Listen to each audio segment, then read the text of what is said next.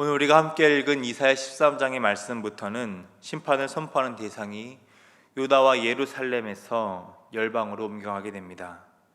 그 첫 번째로 오늘은 바벨론을 향한 심판의 메시지가 선포됩니다. 1절의 말씀입니다.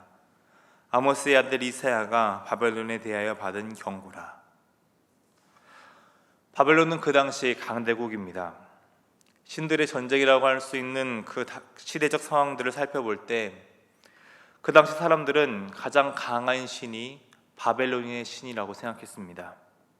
그 다음으로 강한 나라인 아수르, 애굽의 신들이 그 뒤를 뒤따를 것이라고 생각했죠. 그렇다면 그 당시 사람들이 소국에 불과한 이스라엘의 하나님에 대해서는 어떻게 생각하고 있을까요? 소국에 그저 그런 신쯤으로 여길 것입니다. 그런데 중요한 사실은 세상의 강대국들이 섬기는 그 우상들이 이 세상의 주권을 가지고 있는 것이 아니라 이스라엘의 하나님께서 열방의 주권을 가지고 계시며 그 열방의 운명을 선포하고 계시다는 것입니다. 바벨론, 아수르, 애국 같은 나라들은 이 심판의 선포에 대해서 비웃을지 모르겠습니다. 자신들이 역사의 주체라고 생각하며 그 역사를 이루어가는 것은 자신들과 자신들의 신이라고 생각했기 때문입니다. 하지만 역사를 주관하고 결정하시는 분은 오직 한 분이시죠. 바로 우리 하나님이십니다. 세상의 권력들은 하나님께서 계획하신 그 기간 동안 잠시 그 패권을 가지고 있을 뿐이라는 것을 오늘부터 시작되는 말씀을 통해 하나님께서는 밝히고 계십니다. 먼저 하나님께서는 이 말씀을 듣고 있는 백성을 향해 세 가지 명령을 내리십니다. 이전의 말씀을 보면 민둥산 위에 깃발을 세우라고 하십니다. 그리고 그들을 향해 다가오는 군대를 향해 소리 높여 부르라고 하시죠. 마지막으로 그 군대를 손을 흔들며 환영하고 영접하라고 명령하십니다. 그들, 하나님께서 심판의 날에 사용하실 군대가 지금 성에 들어오고 있습니다. 3절을 보면 그날에 하나님께서 사용하시는 그 군대가 어떤 사람인지를 설명하고 있습니다. 3절의 말씀입니다. 내가 거룩하게 구별한 자들에게 명령하고 나의 위엄을 기뻐하는 용사들을 불러 나의 노여움을 전하게 하였느니라. 그 심판의 날에 하나님께서 사용하시는 그들은 하나님께서 거룩하게 구별한 자들입니다. 거룩하신 하나님의 뜻을 이 땅 가운데 펼칠 사람들이라는 것이죠. 또한 그들은 하나님의 위엄을 기뻐하는 자들입니다. 이들은 자신의 위엄을 나타내기 위해 온 힘을 쓰는 자들이 아닙니다. 오직 하나님의 영광을 드러내기 위해 자신들의 온 힘을 쓰며 그 일에 열심을 다하는 자들이죠. 마지막으로 그들은 용사로 표현되고 있습니다. 아무나 용사로 불리지 않죠. 이들은 준비된 자들입니다. 또한 훈련된 자들이죠. 하나님의 부르심에 게으르지 않고 열심을 다해 준비한 자들입니다. 하나님께서는 마지막 그 심판의 날에 이들을 사용하십니다. 4절의 끝부분을 보면 하나님께서 직접 이 전쟁의 총사령관이 되셔서 그들을 이끄심을 알 수 있습니다. 하나님께서 이끄시는 이 군대가 얼마나 웅장한지 그들이 모여서 내는 소리가 그 산에 가득하다고 기록됩니다. 이 군대는 열방의 민족들이 모였다고 합니다. 그 군대가 먼 나라에서부터 그리고 하늘 끝에서부터 왔음을 5절에서 밝히고 있습니다. 하늘 끝은 다른 말로 하면 땅의 끝입니다. 하나님께서 먼 나라에서부터 땅의 끝까지 온 세상을 다스리시는 분이심을 이 말씀을 통해서 밝히고 있는 것이죠. 열방 민족들이 다양하게 모였다는 것 역시 온 열방 민족의 주권을 하나님께서 가지고 계시다는 것입니다. 또 하늘의 끝이라고 표현한 것은 하나님께서 다스리는 것이 이 땅에 국한되지 않았다는 것을 밝히는 것입니다. 온 우주를 다스리는 분이 바로 우리 하나님이시다라는 것을 밝히고 있는 것이죠. 그렇게 온 땅과 온 우주를 다스리시는 하나님께서 이제 온 땅에 하나님의 진노를 표현하고 계십니다. 성경에서 여호와의 날은 심판의 날입니다. 하나님의 심판이 온 세상 가운데 임하는 날이죠. 그 날의 모습은 오늘 본문 6절과 8절의 말씀을 통해서 그려볼 수 있습니다. 애곡의 날입니다. 슬픔과 탄식의 소리가 들려오는 날입니다. 특별히 실절을 보면 그날의 심정을 보다 직접적으로 느낄 수 있습니다. 7절의 말씀입니다. 그러므로 모든 손에 힘이 풀리고 각 사람의 마음이 녹을 것이라. 여러분, 손에 힘이 풀리고 마음이 녹아내려 본 적 있으십니까? 흔히 맥이 풀린다고 하죠. 모든 용기를 잃고 힘을 잃어서 손에 그 무엇 하나 쥘 힘 없이 그저 맥없이 낙담하고 있는 모습이 그려집니다.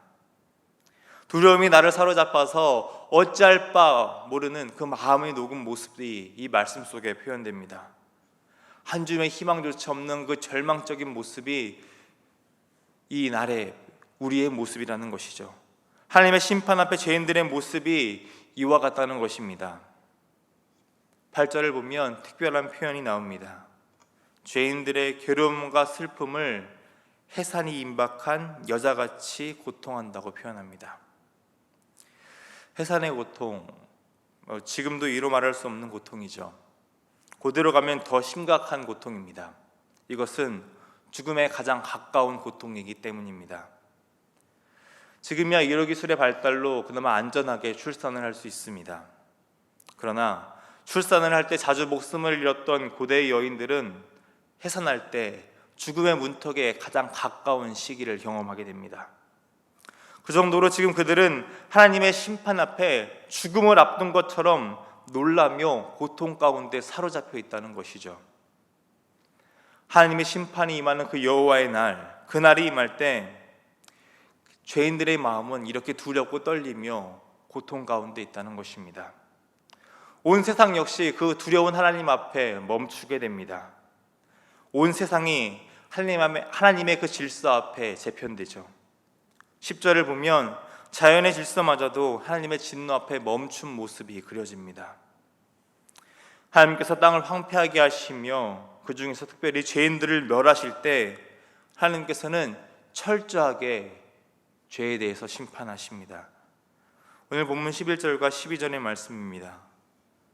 내가 세상의 악과 악인의 죄를 벌하며 교만한 자의 오만을 끊으며 강포한 자의 거만을 낮출 것이며 내가 사람을 순금보다 희소하게 하며 인생을 오빌의 금보다 희귀하게 하리로다.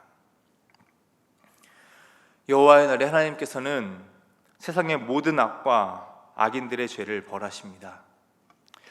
벌하신다에 사용된 히브리어는 파카드라는 단어인데요, 책임을 묻다라는 뜻을 가진 단어입니다. 죄인들은 그 자신들이 범한 그 죄에 대해 엄중한 책임을 물으시는 하나님을 만나게 됩니다. 하나님께서는 그들의 죄가에 따라서 심판을 하십니다. 오만과 거만을 끊으시며 그들을 낮추시죠.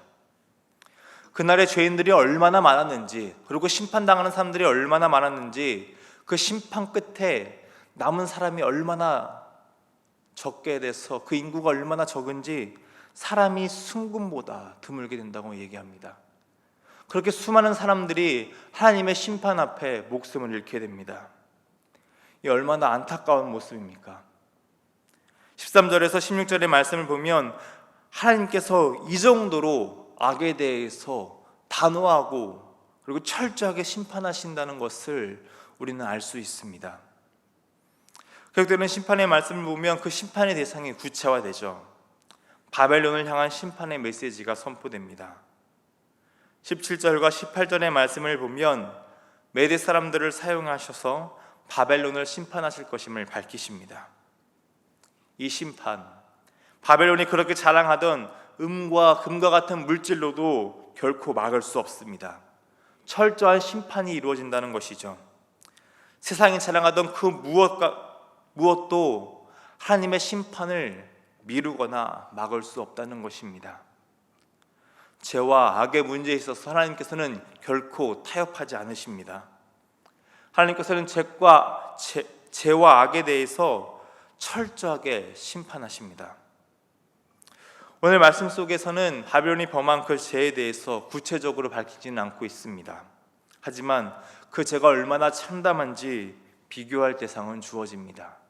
19절의 말씀입니다. 열국의 영광이요 갈대아 사람들이 자랑하던 놀이개가 된 바벨론이 하나님께 멸망당한 소돔과 고모라 같이 되리니. 소돔과 고모라가 비교됩니다.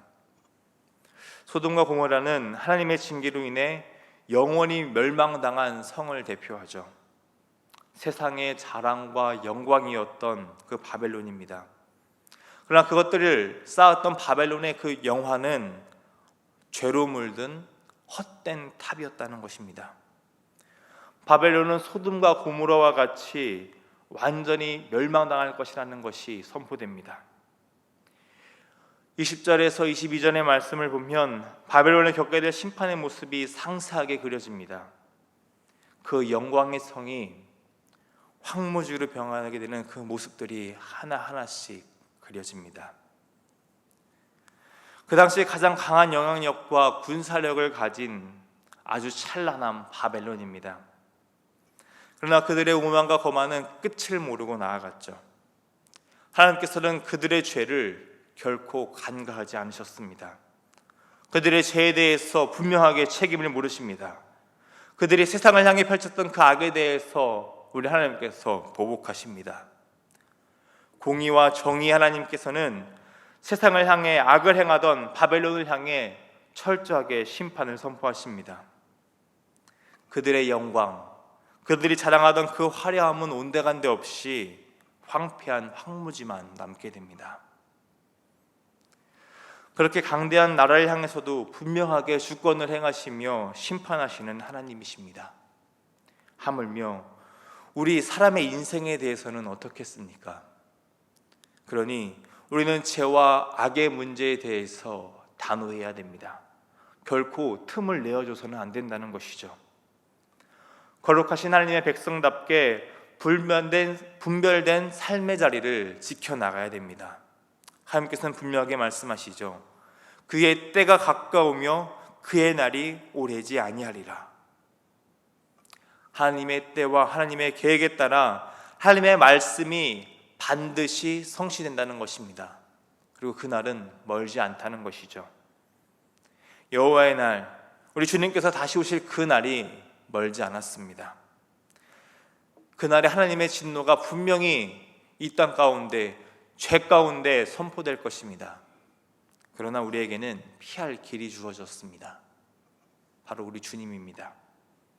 길과 생명이신 예수님의 뒤를 따라 온전히 의의 길을 걷는다면, 주님을 따라 그 제자의 삶을 온전히 살아간다면 그 진노의 날에 하나님의 심판을 피할 수 있습니다. 오늘 우리의 삶의 자리에도 바벨론같이 화려한 그리고 그 강한 죄의 영향력이 우리의 삶을 흔들려고 할 것입니다. 그럴 때 하나님의 말씀을 굳게 잡고 하나님의 구원을 바라보는 우리가 되기를 소망합니다. 심판의 말씀이 이루어질 것 같이 하나님의 구원도 반드시 성취될 것입니다. 하나님의 때와 계획을 기다리며 오늘 하루 온전히 하나님을 신뢰함으로 죄의 자리를 이겨내는 믿음의 사람들이 되시기를 주님의 이름으로 축원합니다. 기도하겠습니다. 온 세상의 주관자 되시는 하나님 아버지, 세상의 나라들을 세우시고 폐하시는 하나님의 주권 아래 겸손히 나아갑니다. 열방의 운명과 역사를 주관하시는 하나님께서 우리의 삶 또한 주관하여 주심을 믿습니다. 친히 이 땅 가운데 간섭하시며 심판의 손을 펴시는 하나님께서 오늘 하나님의 자녀인 우리들을 향해 구원의 손길 또한 펼치실 것을 신뢰하며 나아갑니다. 우리를 의롭다 하시며 죄에서 자유케 하시는 예수님의 보혈의 은혜를 힘입어 오늘 하루를 시작합니다. 죄와 악에 대해 하나님을 닮아 단호히 거절하며 온전히 하나님의 뜻을 쫓는 우리가 될 수 있도록 오늘 우리의 삶의 자리에 힘과 용기를 더하여 주시옵소서. 오늘도 우리의 삶에 찾아오셔서 의의 길로 인도하고 도우시는 예수님의 사랑에 감사드리며 사랑이 많으신 우리 주님 예수님의 이름으로 기도드립니다. 아멘.